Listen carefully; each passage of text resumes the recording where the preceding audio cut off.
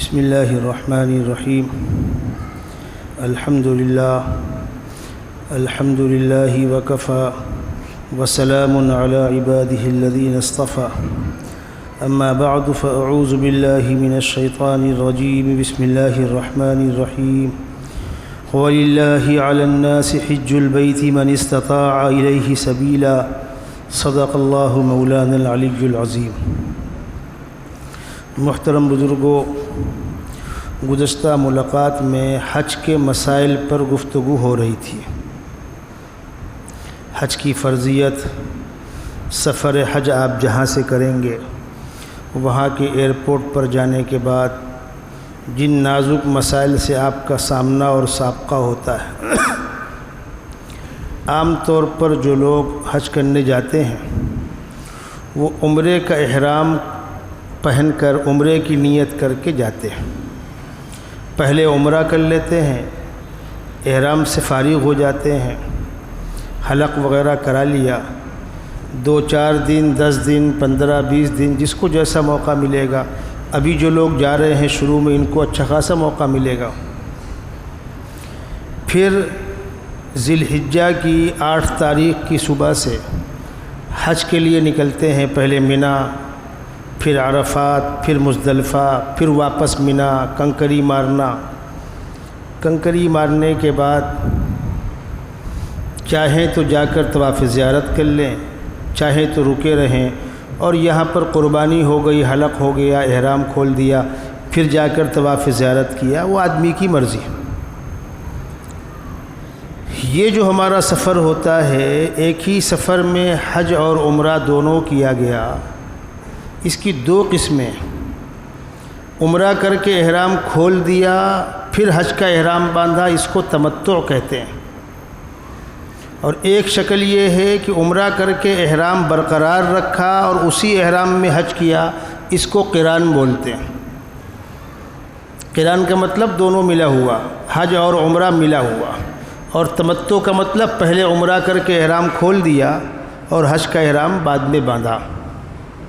ان دونوں شکلوں میں، یعنی عمرہ کر کے احرام کھول دے یا اسی احرام میں حج کرے، ان دونوں شکلوں میں اس کو ایک قربانی کرنی ہے، دم۔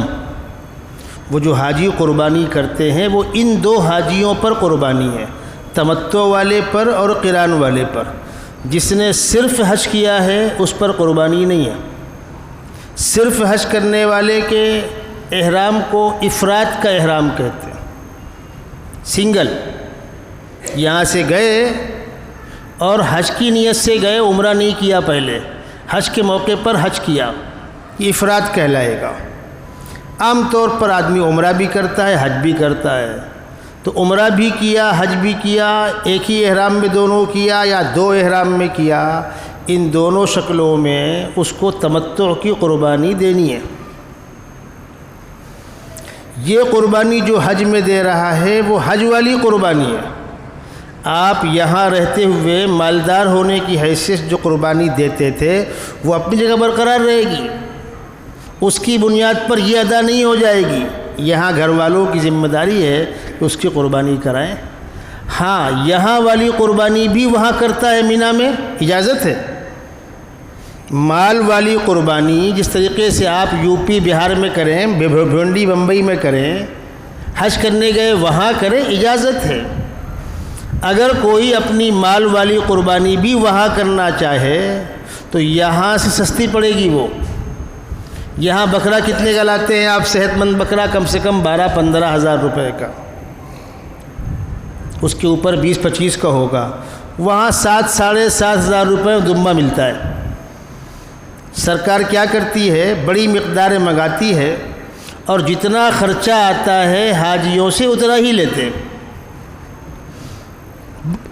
بہت عمدہ صحت مند دمبے ہوتے ہیں، ویسا دمبا یہاں دیکھنے کو نہیں ملتا، بڑے بڑے چہرے ان کے، لاکھوں لاکھ کی مقدار میں باڑوں کے اندر بند رہتے ہیں۔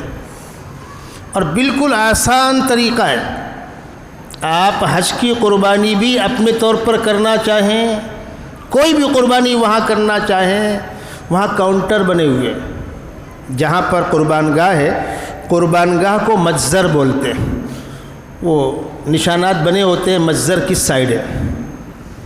اب سیدھی بات ہے کہ 20-25 لاکھ حاجی جہاں پر ٹھہرے ہوئے ہیں تو ایریا بڑا ہوگا، تو مینا کے باہر کے حصے میں الگ ایریے میں قربان گاہ ہوتی ہے، وہاں کاؤنٹر بنے ہوئے، پیسہ بھرو کوپن لو، کوپن لینے کے بعد انہی لوگوں کو جو ذبح کرتے ہیں اسے کوپن دیا اور اس نے ذبح کر دیا آپ کا نام دیکھا اور اللہ کے نام پر بسم اللہ اللہ اکبر کر دیا۔ آپ سے پوچھے گا گوشت چاہیے، آپ کہتے ہیں ہاں، ایک ٹانگ دیتے ہیں وہ آپ کو۔ آگے جاؤ تو وہاں لین سے بکروں کی ٹانگیں آ رہی ہیں، ایک ایک جھولے میں ایک ایک کو دیا۔ اب سنیے تماشا کیا ہوتا ہے۔ میرے ساتھ میں ایک حاجی صاحب تھے، بولے موقع مورے دمبا کا چاہیے۔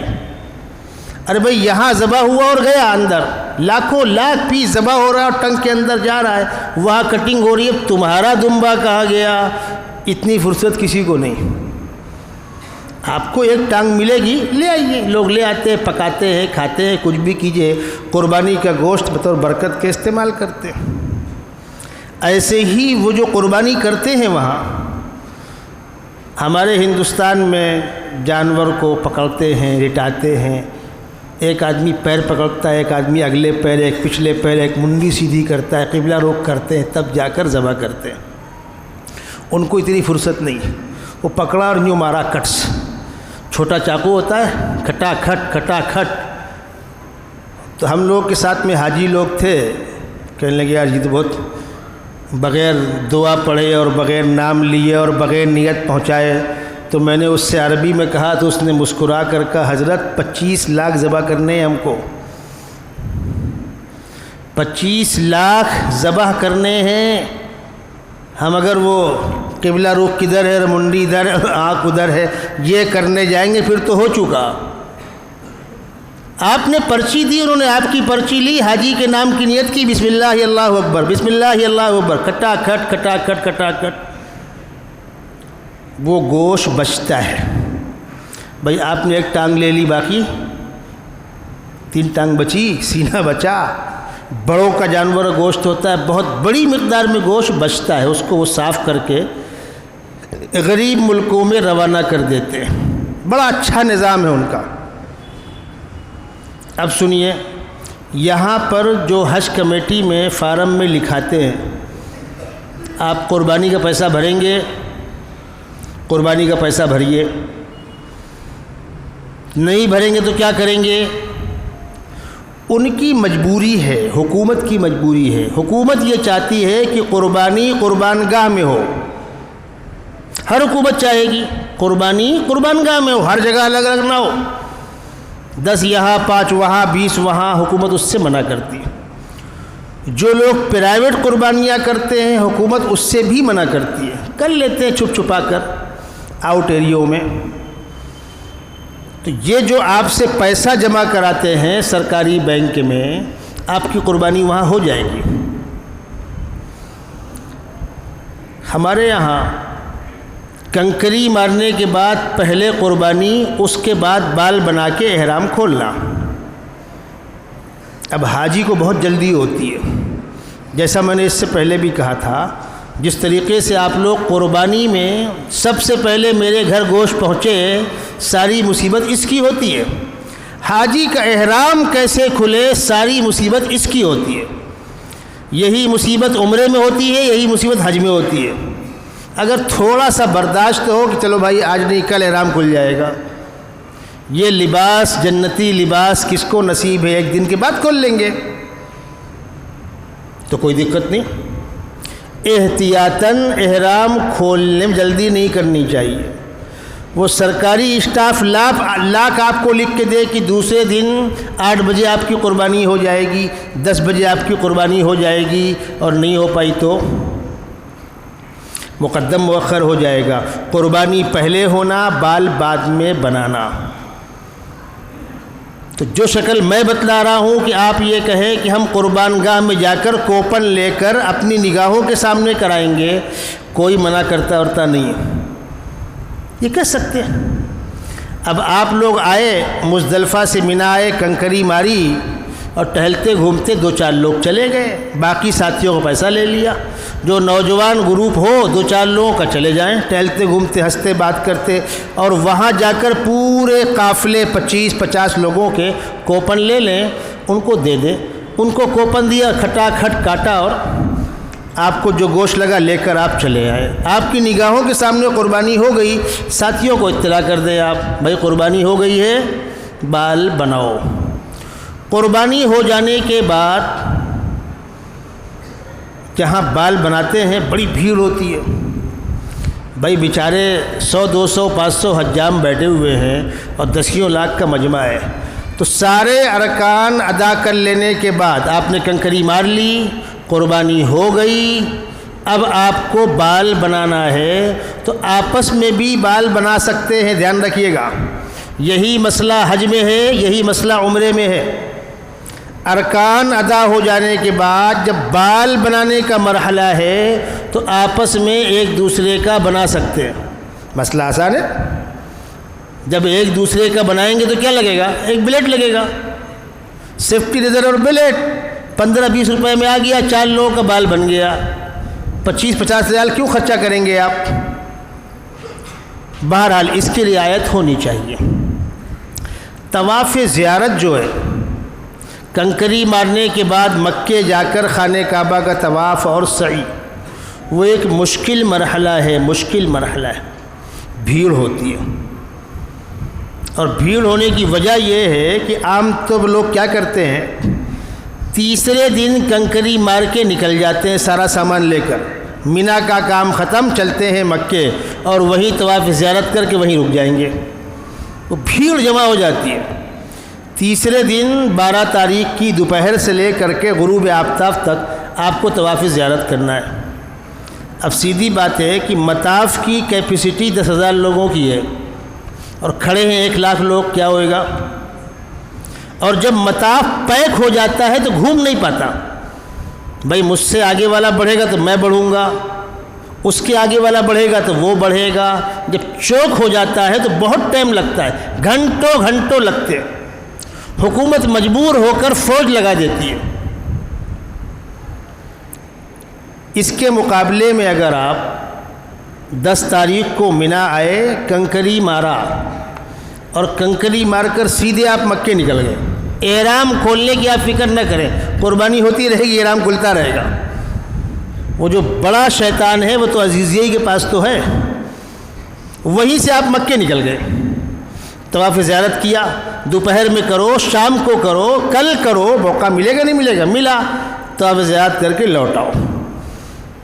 اب آنے کے بعد مینا میں آرام سے رہو، کنکری مارو اور اللہ اللہ کرو۔ جب قربانی ہو گئی، سر کے بال بنا لو، احرام سے باہر آ جاؤ، ایک دم اطمینان کے ساتھ سارے کام انجام پائیں گے۔ شرط کیا ہے؟ احرام کھول کر احرام سے نکلنے کی جلدی نہیں ہونی چاہیے۔ ادھر سے آپ چلے، بمبئی سے گئے، ناگپور سے گئے، اورنگ آباد سے گئے، کہیں سے بھی آئے، جس مقام سے آپ چلے، نیت کرنے کے بعد تلبیہ پڑھنا ہے آپ کو، لبیک اللہم لبیک، لبیک لا شریک لک لبیک، ان الحمد والنعمت لک والملک لا شریک لک۔ یہ تلبیہ ہے، اللہ کے تقرب کا ذریعہ ہے۔ پڑھتے رہنا، جب بھی موقع ملے پڑھیں۔ مرد حضرات بلند آواز سے پڑھیں، عورتیں آہستہ آواز سے پڑھیں۔ یہ باہر سے آنے والا مکے میں پہنچ کر یہ تلبیہ کب بند کرے گا؟ جیسے ہی عمرے کے طواف کے لیے کھڑے ہوئے، حجر اسود کے سامنے نیت کرنے کے لیے تلبیہ بند۔ عمرے والے کے سفر میں طواف جیسے شروع کیا، تلبیہ بند۔ حج والا کب بند کرے گا؟ حج والا بھی لبیک اللہم لبیک پڑھے گا، مینا میں رہے گا، عرفات جائے گا، وہاں سے لوٹ کر مزدلفہ آئے گا، اور جب پہلے شیطان کو کنکری مارنے کے لیے پہنچا تو وہیں تلبیہ اس کا بند۔ عمرے والے کا طواف شروع کرتے وقت تلبیہ بند، اور حج والے کا پہلے دن 10 تاریخ کو بڑے شیطان کو کنکری مارتے وقت تلبیہ بند۔ عورتیں زور زور لبیک پڑھتی ہیں، نہیں پڑھنا چاہیے، منع کرنا چاہیے۔ طواف میں شروع کے 3 چکروں میں رمل کرنا ہے، اکڑ کے چلنا ہے، یہ عورتوں کے لیے نہیں ہے۔ سعی میں صفا مروہ کے بیچ میں جو نچلا علاقہ ہے کچھ دور دوڑ کے کراس کرنا ہے، وہ عورتوں کے لیے نہیں ہے۔ آپ جب 8 تاریخ کو منا گئے، ظہر، عصر، مغرب، عشاء، فجر آپ نے وہاں پڑھی۔ منا میں حکومت خیمے لگاتی ہے۔ اب سیدھی بات ہے کہ انہوں نے 40-50 ایسے لوگوں کی ایک ایک خیمے میں قیام گاہ طے کرتے ہیں وہ۔ اب اس میں کچھ عورتیں ہیں، کچھ مرد ہیں۔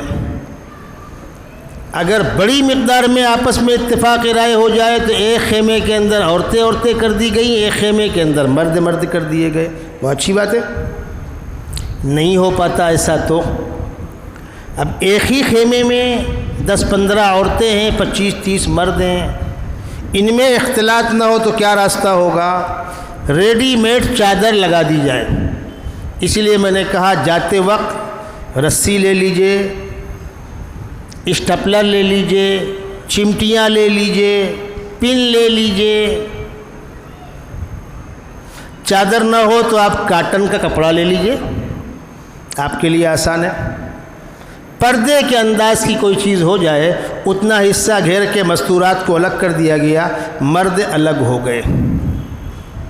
ایک بات یاد رکھیے گا، جس طریقے سے رمضان کے روزے میں جھوٹ بولنا بدترین جرم ہے، غیبت کرنا بدترین جرم ہے، روزہ خراب ہو جاتا ہے، تو کیا سال بھر جائز ہے؟ نہیں۔ تو رمضان کی خصوصیت کیا ہے؟ رمضان میں گندگی اور بڑھ جائے گی۔ ایسے ہی بے پردگی ہمیشہ منع ہے، حج میں بے پردگی گندگی اور بڑھ جاتی ہے۔ اب اللہ جانے حاجی اس کو کیوں نہیں سمجھ پاتے۔ بہت سی مستورات، ہاتھوں میں مہندی، پیروں میں مہندی، رنگین کپڑے، تماشے بازیاں، تمہارے بدن پر کسی حاجی کی نگاہ پڑے گی، اس کا حج خراب ہوگا، کون ذمہ دار ہوگا؟ سادے لباس میں جاؤ، ایسا لباس مت پہنو کسی کی نگاہ اٹھے، اور پردے کا لحاظ کرو۔ مرد حضرات کا سر بھی کھلا رہے گا، چہرہ بھی کھلا رہے گا۔ احرام کی 2 چادریں ہوں گی، ایک اوپر کی ایک نیچے کی۔ نیچے والی چادر کے باندھنے میں دقت ہوتی ہے لوگوں کو۔ جن بیچاروں نے لنگی نہیں پہنا ہوتا، پینٹ یا پاجامہ پہننے کے عادی ہوتے ہیں، ان کے لیے دقتیں ہوتی ہیں، بدن کھل جاتا ہے، کھلی لنگی۔ تو فقہا نے لکھا ہے کتابوں کے اندر، پہلے بھی لکھا اور آج بھی لکھ رہے ہیں، ٹاکے مار لو۔ اگر لنگی کھلنے کا اندیشہ ہو تو بیچ بیچ میں، وہ پہلے زمانے میں کانٹوں سے ایسا 2 کپڑوں کو پھانس دیا کرتے تھے۔ اگر کسی کے ساتھ یہ مجبوری ہو تو اوپر کا تھوڑا حصہ کفن آپ احرام کا سلا لیجئے، نچلا حصہ کھلا چھوڑیے۔ اور اگر احرام کی پوری چادر لنگی کے طریقے سل کر پہنتا ہے، منع نہیں ہے۔ اس کو لوگوں نے اتنا برا سمجھ رکھا ہے کہ اللہ کی پناہ بالکل نہیں ہے۔ 1400 سال سے یہ مسائل کتابوں کے اندر موجود ہیں کہ اگر حاجی کو احرام میں نچلی چادر کھلنے کا اندیشہ ہو، ٹانکا مار سکتا ہے، اس لیے کہ پیر کھلنے کا مطلب اس کی سطر کھل رہی ہے، سطر کھل جانے کا مطلب نمازی نہیں ہوگی اس کی۔ تو جو بیچارے اس کنڈیشن میں ہوں کہ وہ احرام کی چادر سنبھال نہیں پا رہے ہیں، وہ ٹانکا بھی مار سکتے ہیں، سل بھی سکتے۔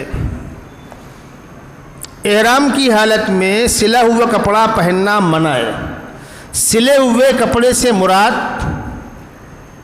سلا ہوا کپڑا پہننا منع ہے، اس سے مراد بدن کی بناوٹ پر جو کپڑا سلا جائے، کرتا ہے، آستین ہے، پیجامہ ہے، یہ جو لنگی میں سلائی اگر ماری جائے گی، کسی کو تکلیفیں کھل جاتی ہے تو وہ بدن کی بناوٹ پر نہیں ہے۔ کچھ بیچارے بیمار ہوتے ہیں، آنتوں کی تکلیف ہوتی ہے لوگوں کو، وہ اوپر سے لگاتے ہیں وہ دبانے والا، اس کے بغیر چل نہیں پاتے۔ کچھ کو گھٹنے ڈھیلے ہو جاتے ہیں، چلنے میں وہ تکلیف بڑھتی ہے۔ پیر کے پنجے میں بہت تیز درد ہے۔ جس کے ساتھ اس قسم کے مسائل ہوں، کسی ذمہ دار عالم دین کو صورتحال بتلا کر اپنے مسئلے کا حل سمجھ لیں۔ اتنی شدت نہیں ہے کہ ایک آدمی ہیٹروسیل کا مریض ہے، وہ جو لگاتا ہے کمر میں دبانے والا وہ آنکڑا جیسا، وہ لگا نہیں سکتا، اجازت ہے، گنجائش۔ ایسے ہی احرام کے اوپر وہ جو پٹا لگاتے ہیں سنبھالنے کے لیے، اس پٹے کے اندر گنجائش ہوتی ہے، کچھ پیسے رکھ لو، کچھ کاغذات رکھ لو، لیکن بسا اوقات پٹا اتنا اچھا نہیں ہوتا، اس کا جو چپکنے والا بٹن ہوتا ہے وہ خراب ہو جاتا ہے، چین خراب ہو جاتی ہے، ایسے حالات ہوتے ہیں۔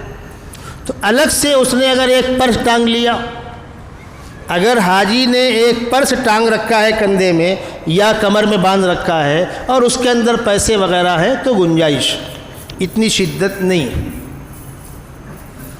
حاجی سو رہا ہے، سوتے وقت چہرے پر چادر آ گئی، ہوتے ہیں ایسے حالات، سردی کا موسم ہے یا اے سی چل رہی ہے، ایسا ہوتا ہے۔ قیام گاہ میں بعض لوگ بہت تیز چلاتے ہیں اے سی اور کسی کو نقصان کرتا ہے، ہوتے ہیں ایسے حالات۔ اب جس کو نقصان کر رہا ہے اس کو سردی لگی رات میں، اس غریب نے اوڑھ لیا، ڈھک لیا چہرہ، سر ڈھک لیا۔ اب صبح لوگوں نے کہا تم نے سر ڈھکا، جا کے دم دے کر آ۔ اب دم کا مطلب 7,500-8 ہزار روپیہ خرچہ ہوگا۔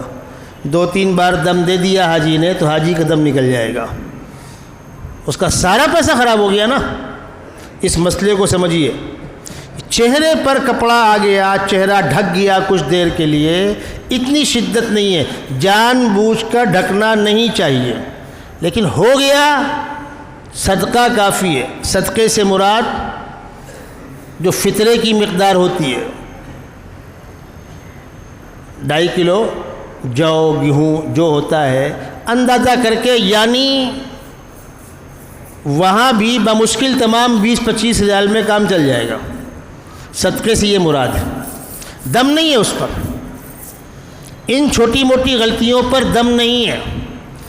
بہنوں سے ہم کہتے ہیں چہرے پر کپڑا نہ لگے، اب چہرے پر کپڑا نہ لگے اور بے پردگی سے بچنا بھی ہو، اس کا کیا حل ہوگا؟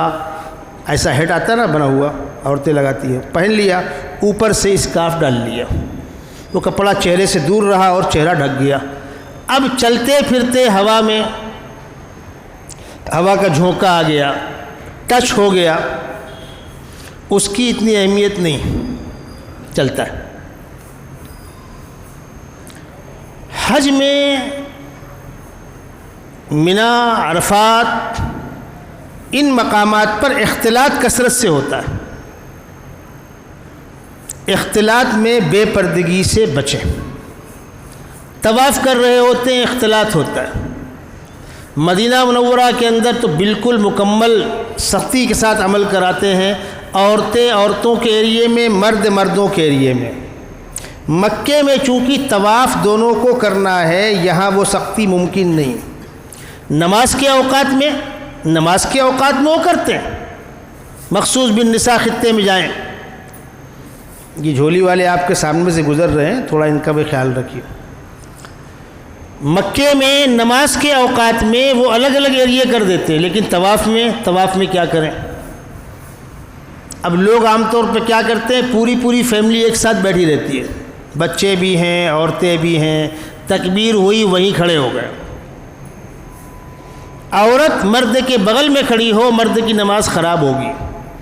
آگے بھی پیچھے بھی، دائیں بھی اور بائیں بھی، عورت کے دائیں بائیں آگے پیچھے مرد نہیں ہونا چاہیے، ورنہ مرد کی نماز خراب ہوگی۔ اب کتنے لوگوں کی نماز خراب ہوتی ہوگی، اللہ کی پناہ۔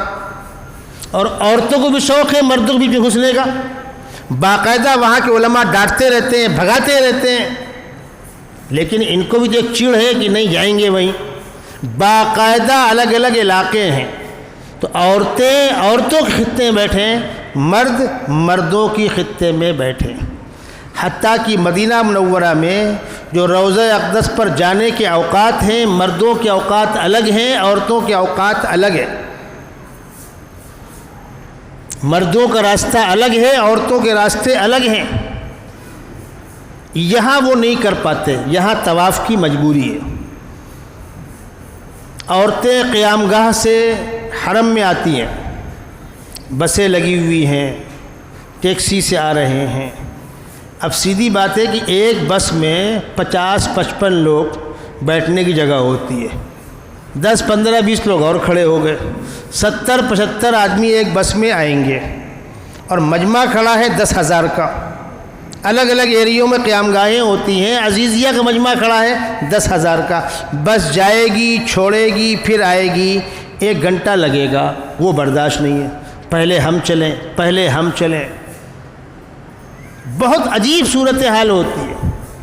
تو بہتر شکل تو یہ ہے کہ لمبے ٹائم کے لیے آؤ، صبح آ گئے، دوپہر میں مت جاؤ، سکھا آئٹم رہے آپ کے ساتھ میں، کھا کر زمزم پی کر اللہ اللہ خیر صلی اللہ۔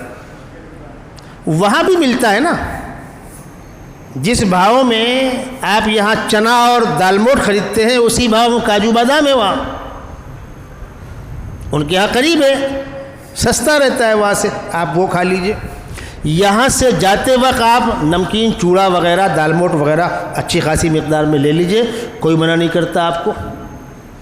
چائے پیتے ہیں وہاں، بڑا گلاس ہوتا ہے، میرے خیال سے اب وہ چائے 4-5 ریال کی ہو رہی ہوگی، آج سے 15-20 سال پہلے 2-3 ریال کی ہوتی تھی۔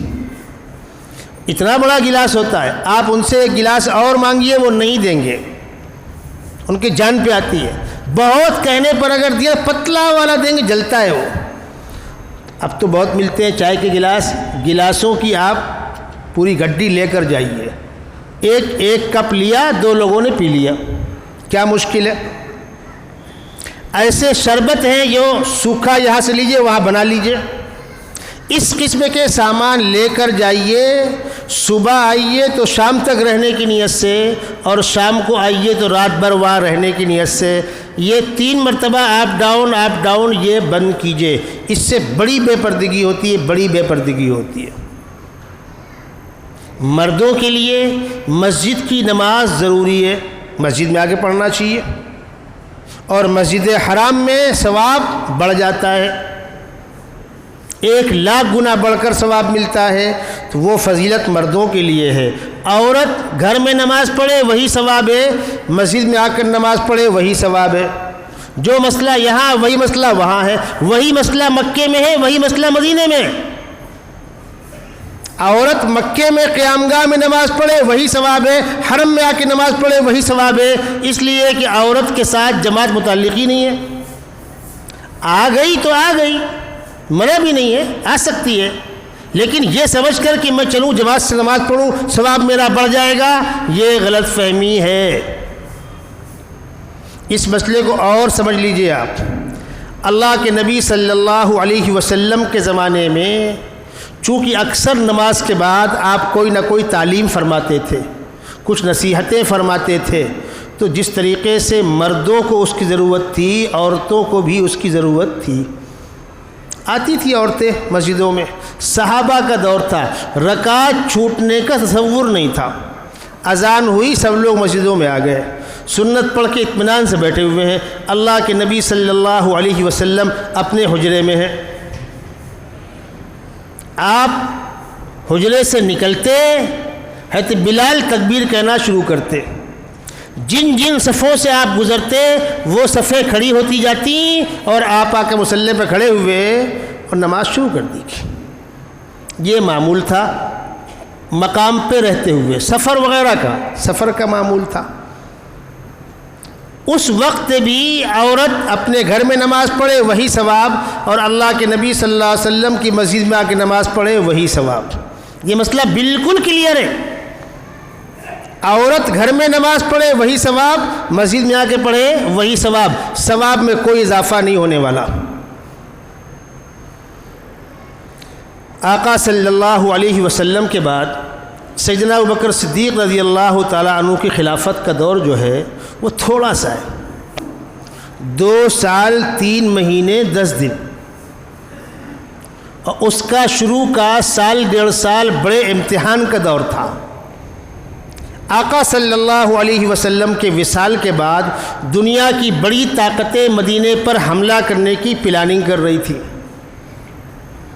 کچھ جھوٹے دعوی نبوت کرنے والے کھڑے ہو گئے تھے، کچھ مرد کھڑے ہو گئے، کچھ عورتیں کھڑی ہو گئیں، عجیب عجیب تماشے ہوئے، بہت تفصیل ہے اس کی۔ بارڈر کے علاقوں میں، سرحدی علاقوں کے بعض صوبوں نے کہا کہ اب ہم مدینے کو ٹیکس نہیں دیں گے، تم تمہارا دیکھو، ہم ہمارا دیکھیں گے، ہم آپس میں زکوٰۃ جمع کریں گے، ٹیکس وصولیں گے، خود ہی بانٹ لیں گے۔ گویا کہ وہ بغاوت کی طرف پہلا قدم تھا، ان سے نمٹا گیا، وہ مانعین زکوٰۃ کہلائے۔ ان سارے کاموں سے نمٹ کر سیدنا ابوبکر صدیق رضی اللہ تعالی عنہ نے اسلامی نظام کو محفوظ کیا، اور اسی کے ساتھ ساتھ رومی بادشاہ سے جنگ بھی ہوئی۔ جنگ یرموک خطرناک جنگ تھی، وہ دنیا کی بڑی طاقت سے پنگا تھا، لاکھوں لاکھ انسانوں کا اس کے اندر خون بہائے، ادھر بھی ادھر بھی۔ بالآخر اللہ نے اسلام کو فتح نصیب فرمائی۔ جنگ یرموک شروع ہوئی ہے سیدنا ابوبکر صدیق رضی اللہ تعالیٰ عنہ خلافت کے دور میں، لیکن لشکر لوٹ کر آیا ہے سیدنا عمر فاروق کے خلافت کے دور میں۔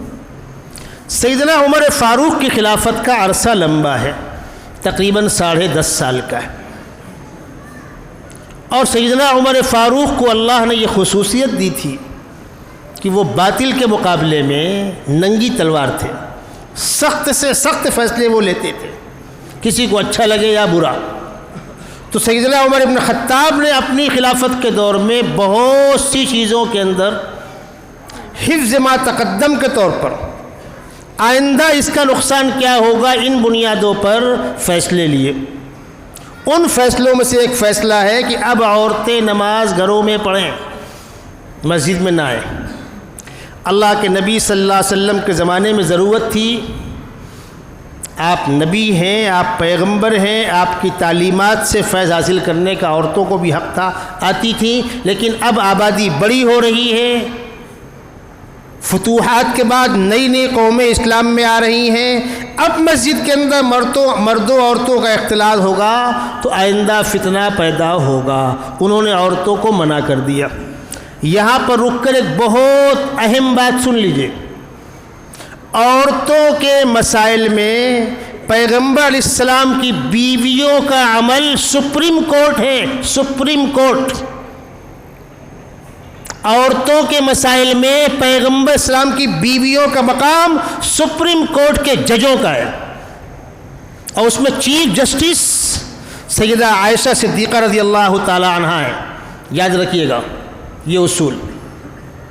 سیدنا عمر بن خطاب کے اس فیصلے کے خلاف پیغمبر علیہ السلام کی کوئی بیوی بولی نہیں، کوئی نہیں بولا۔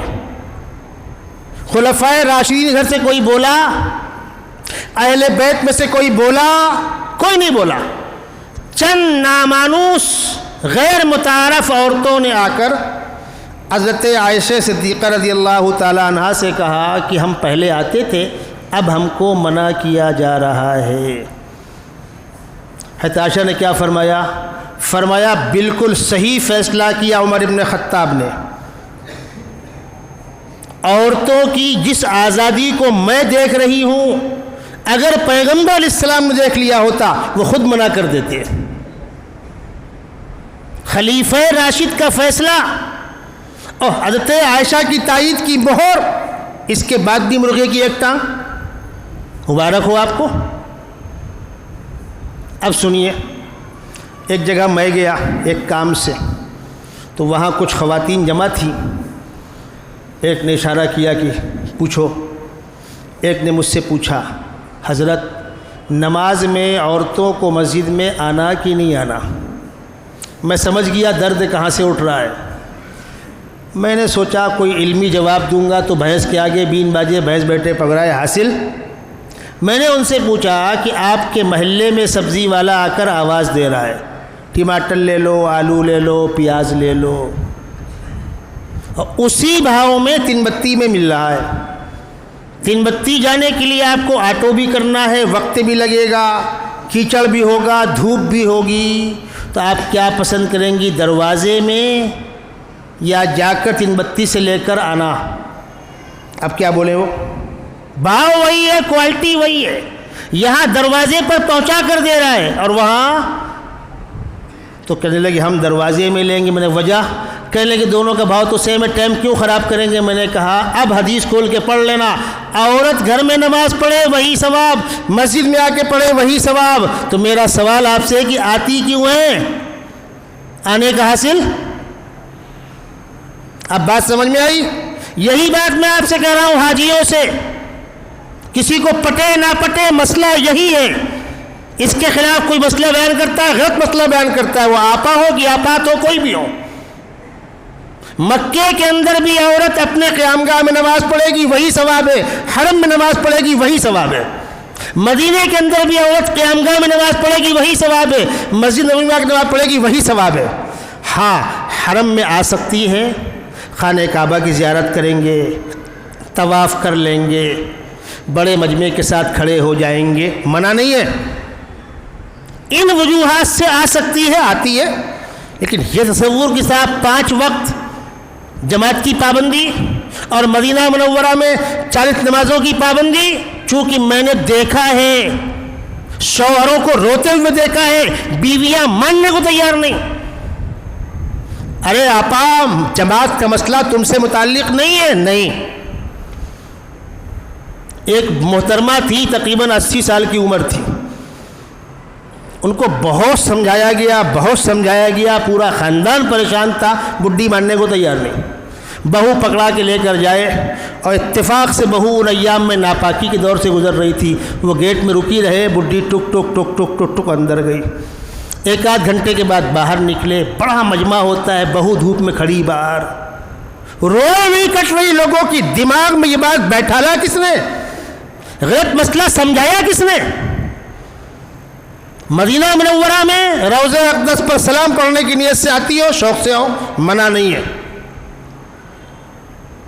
مسجد نبوی ہے، اس کی عظمت ہے، ہم دیکھیں گے، منع نہیں ہے۔ لیکن تمہارے ذہن میں یہ ہوگا کہ 1 لاکھ کا فرق پڑے گا مکے میں اور 50,000 کا فرق پڑے گا مدینہ منورہ میں، یہ مسئلہ عورتوں کے لیے نہیں ہے۔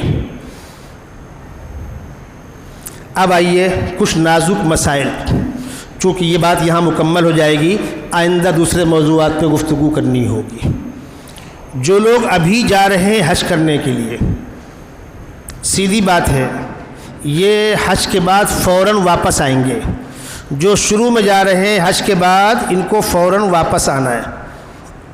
2 دن 3 دن کے بعد جہاز شروع ہو جاتے ہیں۔ اب آپ نے حج میں منی سے عرفات گئے، عرفات سے مزدلفہ آئے، مزدلفہ سے منی آئے۔ ایک مسئلہ عرفات کا اور بتلا دوں، عرفات میں جو وقوف کا وقت ہے وہ زوال کے بعد سے غروب آفتاب تک ہے۔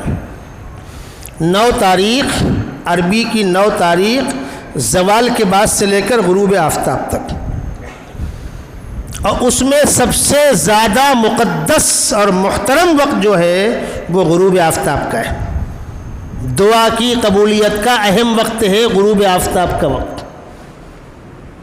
حج کمیٹی سے آپ ہوں کہ ٹور سے ہوں، عرفات سے مزدلفہ کیسے آؤں گا، بسیں لگی ہیں تو سیٹ ملنا چاہیے، تو لوگ وہاں کی اثر پڑھ کے جا کر بسوں میں سیٹ پکڑ لیتے، کوئی 2 گھنٹہ پہلے، کوئی 1 گھنٹہ پہلے غروب سے جا کر بیٹھ جاتے ہیں، اور وہیں اندر چاؤ چالو، وہ بریانی لا رہا ہے، وہ جوس لا رہا ہے، وہ نمکین لا رہا ہے، کھانا پینا، بات چیت۔ عرفات کے میدان میں 4.5-5 لاکھ روپیہ حاجی لگا کر گیا ہوا ہے، اور حج میں سب سے مقدس عمل ہے وقوف عرفات۔ کسی بھی رکن کی تلافی ممکن ہے، وقوف عرفات چھوٹ گیا حج ہی نہیں ہوگا۔ اسی لیے حکومت بھی اس کی رعایت کرتی ہے، ہر حاجی کو عرفات پہنچاتی ہے۔ اگر کوئی مریض ICU میں ایڈمٹ ہے، زندگی موت کی کشمکش میں ہے، ایمبولینس میں ڈال کر، مشینری لگا کر، وینٹیلیٹر میں ہوگا تو مشین لگا کر، وہ ایمبولینس عرفات اس کو لے کر آئے گی تاکہ حاجی کا حج خراب نہ ہو۔ اتنا اہم مسئلہ ہے اس کا۔ بسا اوقات ایسا بھی ہوا ہے کہ حاجی کہیں دور چلا گیا اور پھنس گیا ہے، حکومت نے ہیلی کاپٹر بھیج کر اس کو عرفات پہنچایا، اس لیے کہ اگر حاجی کا حاجی نہیں ہوا تو پھر مطلب کیا ہے؟ عرفات کے میدان میں اللہ سے مانگنے کا وقت ہے، آسمان سے رحمتیں اڈیلی جا رہی ہیں اور ہم کو گپے مارنے سے فرصت نہیں۔ بس میں آ کر کیوں جگہ پکڑ لی؟ پھر جائیں گے کیسے؟ ارے عرفات سے مزدلفہ جیسے یہاں سے شہر کے باہر سے کلیان روڈ سے کلیان کتنا پڑتا ہے؟ 5-6 کلومیٹر، اتنا ہی ہے وہ، اور راستے میں لوگ ٹھنڈا لے کر کھڑے ہیں، استقبال کرنے کھڑے ہیں، لوگ ہنستے بولتے بات کرتے ہوئے تسبیح استغفار درود کلمہ پڑھتے ہوئے عرفات سے مزدلفہ پہنچ جاتے، کوئی مسئلہ ہی نہیں ہے، شام کا وقت ہوتا ہے، لیکن سواری نہ چھوٹے اس کے لیے بس میں آ کے بیٹھ گئے۔ دن ڈوب جاتا ہے، پہلے سرکاری جو سیکورٹی ہوتی ہے وہ آگے چلتی ہے، پھر شاہی خاندان نکلتا ہے، پھر علماء اور سرکاری مہمان نکلتے ہیں، تقریباً آدھے پون گھنٹے کے بعد پبلک کو جانے کے لیے چھوڑتے ہیں وہ۔ چلیے ہم نے مانا کہ آپ کو بس میں جگہ نہیں ملی، بس چھوٹ گئی، تو کیا عرفات سے مزدلفہ ٹیکسی نہیں ہے؟ کیا مسئلہ ہے؟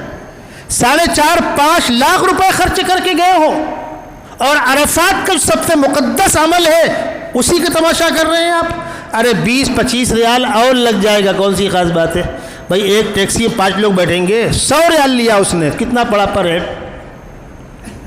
اللہ کے واسطے حاجیوں، عرفات کا شام کا وقت اس کی قیمت جانیے۔ ہمارے اکابر مصلی بچھا کر اپنے اپنی آہوزاری کے اندر مصروف ہوتے ہیں، جب اندھیرا ہو جاتا ہے تب وہ اٹھتے ہیں، بس ملی تو ملی، نہیں تو ٹیکسیاں ہیں، پیدل ہے۔ تو عرفات سے مزدلفہ آنے میں جلدی نہیں کرنی چاہیے، یہ بات مجھے آپ کو خاص طور پر بتلانی تھی۔ اب آئیے، جو حاجی ہندوستان سے گئے شروع میں، ان کو وہاں حج کے بعد فوراً پلٹایا جائے گا۔ عرفات سے آپ مزدلفہ آئے، مزدلفہ سے آپ منا آئے، منا میں کنکری ماری، اب آپ کو 10، 11، 12 ان 3 دنوں میں طواف زیارت کرنا ہے، مکے میں جا کر خانہ کعبہ کے ساتھ چکر اور صفا مروہ کی سعی، یہ فرض ہے۔ اس طواف زیارت کی اہمیت سمجھیے، اس طواف کے بغیر حج مکمل نہیں ہوگا، اور احرام باندھ لینے کے بعد جو شوہر بیوی کی آپسی ملاقات ممنوع ہو گئی، فمن فرض فیہن الحج فلا رفث ولا فسوق ولا جدال فی الحج، جو قرآنی حکم ہے، شوہر بیوی حالت احرام میں آپس میں ایک دوسرے کے لیے ازدواجی تعلقات حرام ہے، طواف زیارت کیے بغیر وہ حرمت ختم نہیں ہوگی۔ تو طواف زیارت کی ایک تو اہمیت یہ ہے کہ حج مکمل ہوگا، اور دوسری اہمیت یہ ہے کہ احرام کی پابندیاں اس کے بغیر ختم نہیں ہوں گی۔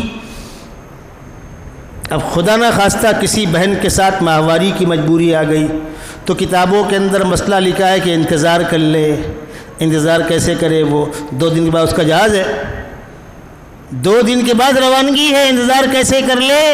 اور اگر طواف زیارت کے بغیر نکلی تو نہ حج مکمل ہوگا، نہ شوہر بیوی آپس میں ایک دوسرے کے لیے حلال ہوں گے۔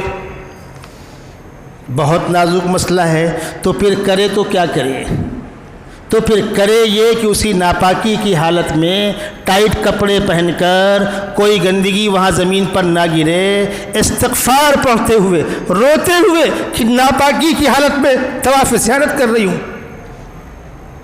طواف مکمل کرے گی، وہ سعی کرے گی۔ اب اس ناپاکی کی حالت میں یہ طواف زیارت کیا گیا، اس کا دم بڑا والا، اونٹ والا، وہ دم دینا ہوگا۔ حج بھی مکمل ہو گیا، شوہر بیوی کی پابندیاں بھی ختم ہو گئی، اور قافلہ واپس اپنی منزل کو آ گیا۔ یہ نازک مسئلہ ان بہنوں کے ساتھ ہو سکتا ہے جو شروع میں جا رہی ہیں اور آخر میں حج سے فارغ ہونے کے بعد ان کو فوراً روانہ ہونا ہے، ٹھیک اسی انداز کا مسئلہ ان لوگوں کے ساتھ پیش آتا ہے جو آخری جہاز سے جاتے ہیں۔ حج کے 3-4 دن پہلے تک جانا جاری رہتا ہے، یعنی آخری جہاز جو جاتا ہے بس پہنچے، عمرہ کیا، 1 یا 2 دن کے بعد حج کا احرام باندھ کر حج شروع کر دیتے۔ اب یہ جانے والے آخری جہاز سے انہوں نے عمرے کی نیت کی، چلے۔ اب کسی بہن کے ساتھ ماہواری کی مجبوری آ گئی تو اس حالت میں طواف نہیں کر سکتی، مسجد ہے وہ، طواف اس کے لیے منع ہے، تو عمرہ نہیں ہوا اس کا۔ اب عمرہ نہیں ہوا اور حج کا ٹائم آ گیا، اب کیا کرے؟ عمرے کا احرام کینسل کر کے حج کی نیت کر کے حج کا احرام باندھ کر آگے چلیں گے۔ حج میں منا ہو، عرفات ہو، مزدلفہ ہو، شیطان کو کنکری مارنا ہو، کسی بھی عمل میں کوئی رکاوٹ نہیں ہے ماہواری کے ساتھ۔ ہاں رکاوٹ کہاں ہے؟ حرم میں، طواف میں۔ اب یہ جو آخری جہاز سے بہن ہماری گئی اور وہاں جانے کے بعد عمرہ نہیں کر سکی اور حج کا وقت آ گیا، وہ ناپاک تھی، اس کو اسی حال میں چھوڑ دے، حج سے فارغ ہو۔ حج سے فارغ ہونے کے بعد اب اس کو ایک تو عمرے کی قضا کرنی ہے اور عمرہ کیے بغیر احرام سے باہر آ گئی، اس کا دم دینا ہوگا، چھوٹا دم، دمبے والا۔ یہ مسئلہ نازک ہے۔ اب چونکہ وہ پہلے عمرہ نہیں کر سکی، اس لیے جو حج اور عمرہ ملا کر جو احرام ہوتا ہے تمتع اور قران والا، اس کی بنیاد پر جو قربانی ہوتی وہ اس پر نہیں ہے، اس لیے کہ اس نے صرف حج کیا ہے، عمرے کی بعد میں قضا کیا ہے، تو دم تو لگے گا عمرہ نہ کر پانے اور عمرے کا احرام کینسل کر کے حج کا احرام باندھنے کا، اس کا دم تو لگے گا، لیکن عمرہ اور حج ایک سفر میں ایک ساتھ کرنے پر جو قربانی ہوتی ہے وہ کینسل ہو جائے گی۔ یہ ہوئے حج کے موٹے موٹے مسائل۔ الحمدللہ الگ الگ حلقوں میں لوگ حج کی تربیت کرتے ہیں، اور میں نے پہلے بھی کہا تھا اور آج بھی کہہ رہا ہوں، میری بات تھوڑی تلخ ہے لیکن سنی جائے۔ ہمارے جماعت کے ساتھی حاجیوں کو لے کر 1 دن 2 دن ان کی تربیت کرتے ہیں، بہت اچھی چیز ہے، بڑی قربانیاں ہیں ان کی، لیکن ان مجلسوں کے اندر کسی نہ کسی سمجھدار پختہ حج کیے ہوئے عالم دین کا بیان ضرور ہونا چاہیے۔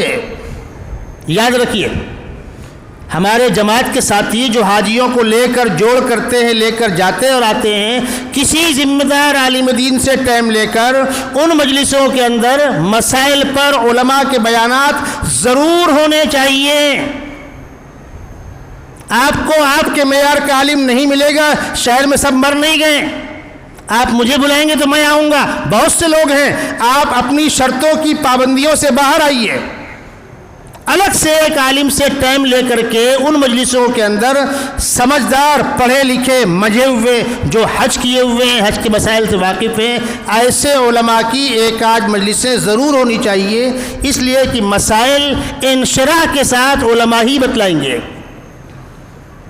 مسائل کی نزاکتیں ہیں، فرائض و واجبات ہیں، حج کے خراب ہونے کی مشکلات ہیں، ان تمام مشکلات سے کون نکالے گا؟ علماء نکالیں گے، تو علماء کے بغیر حج کے سارے مسائل انشراح کے ساتھ سامنے آ جائے آسان نہیں ہے۔ آپسی تال میل سے یہ کام ہونا چاہیے۔ جو لوگ یہ کام کر رہے ہیں، حج کی تربیت کا پروگرام کر رہے ہیں وغیرہ وغیرہ، اللہ ان کو بہتر سے بہتر صلہ عطا فرمائے۔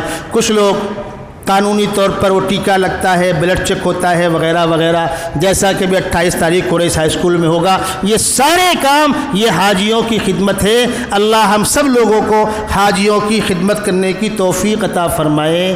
جن کو اللہ نے اپنے ہاں آنے کا موقع دیا ہے، اللہ ان سب کو حج مقبول نصیب فرمائے۔ اور میں تمام حاجیوں سے کہہ رہا ہوں، یہاں آپ رہیں تو وہاں چلے جائیں تو حج کے ایام میں آپ جب چاہیں بے تکلف مجھے آپ فون لگا سکتے ہیں۔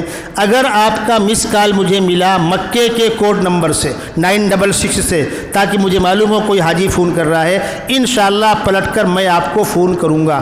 میں ان ایام میں الگ سے ریفل کرا لیتا ہوں حاجیوں کی خدمت کے لیے۔ آپ جیسے حاجیوں کی دعا میں ہمارا حصہ ہو جائے، اس سے بڑی اور کیا سعادت ہوگی۔ آپ جب حج میں جائیں گے تو آپ غور کر لیں، آپ کے قافلے میں، آپ آپ کے گروپ میں آپ کے علاقے کا ہندوستان کا کوئی سمجھدار عالم دین ہو، ان سے رابطے میں رہیے۔ حج میں مسائل اپنے علماء سے پوچھیے اور اطمینان کے ساتھ عمل کیجیے، اس لیے کہ وہاں عجیب مصیبت ہوتی ہے، ہر تیسرا آدمی مفتی ہوتا ہے۔ ایک طبقہ ہوتا ہے نہیں کوئی بات نہیں، اللہ کریم ہے جان دو، یعنی فرائض واجبات چھوٹ گئے، اللہ کریم ہے، فرصت کچھ ہے ہی نہیں، فرض واجب کچھ ہے ہی نہیں ہے۔ اور ایک بولتا اچھا مچھر مر گیا، مکھی مر گئی، دم دے، بل ٹوٹ گیا، دم دے۔ اب غریب سر پکڑ کے بیٹھا ہوا ہے، میں کروں تو کیا کروں؟ ایک بولتا ہے جا سب صحیح اللہ کریم، ایک بولتا ہے دم دے۔ اس لیے بہتر یہ ہے کہ اپنے علماء سے رابطہ قائم کیجیے اور اطمینان کے ساتھ حج کیجیے۔